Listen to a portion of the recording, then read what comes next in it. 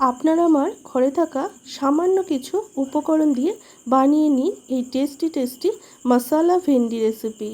এটি এতটাই টেস্টি হয় যে গরম ভাত বা রুটি সবের সাথেই বেশ লাগে খেতে, আর একবার খেলে এর স্বাদ মুখে লেগে থাকবে।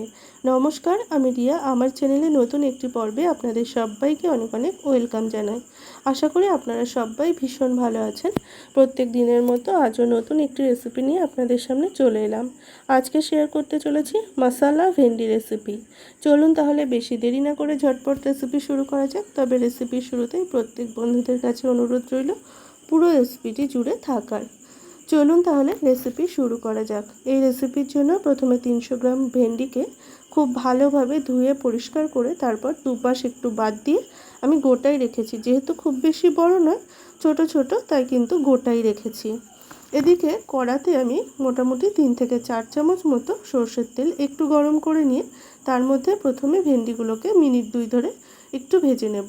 মিনিট 2 ভেজে নিলে ভেন্ডির যে কাঁচা গন্ধটা সেটা চলে যায়, আর ভেন্ডিটা খেতেও কিন্তু দারুণ টেস্ট হবে। তাই মিনিট 2 ধরে আমি ভেন্ডিটাকে ভেজে নিয়েছি, খুব হালকা করে ভেজেছি, আর ভেজে কিন্তু তুলেও নিয়েছি একটা প্লেটে।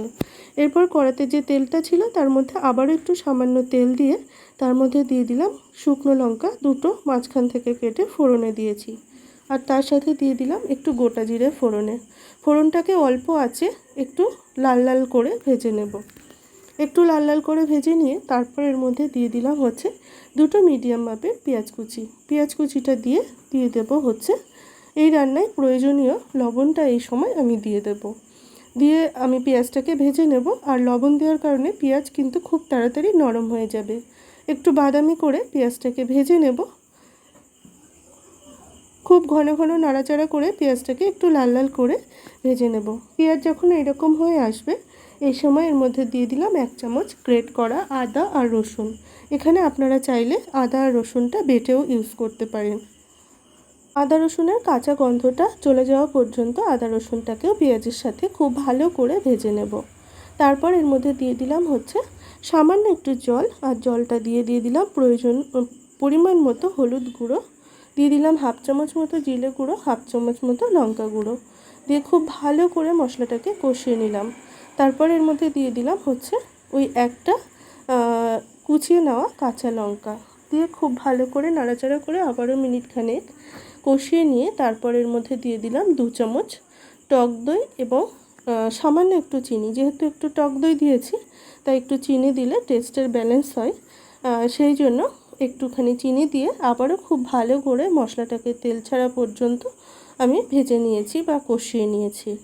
তারপর এর মধ্যে দিয়ে দিয়েছি পরিমাণ মতো জল, আর জলটা দিয়ে বেশ খানিকটা সময় ফুটিয়ে নিয়ে তারপর এর মধ্যে দিয়ে দিলাম হচ্ছে ভেজে রাখা ভেন্ডিটা দিয়ে ঢাকা না দিয়ে আমি মিনিট 2-3 হাই হিটে রান্না করে নেব।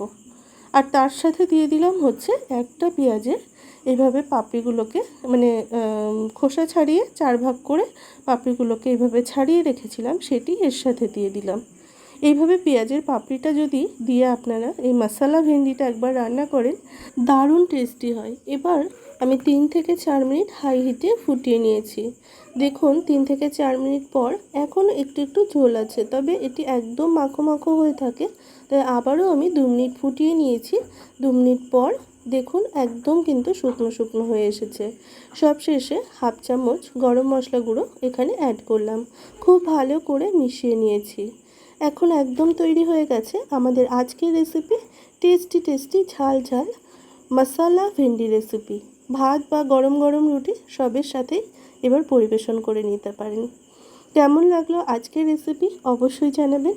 ভালো লাগলে লাইক, কমেন্ট, শেয়ার, এবং আমার চ্যানেলে নতুন বন্ধু হয়ে থাকলে চ্যানেলটিকে সাবস্ক্রাইব করার অনুরোধ রইল। তাহলে যখনই কোনো রেসিপি পোস্ট করব আপনাদের কাছেই সবার আগে গিয়ে পৌঁছাবে।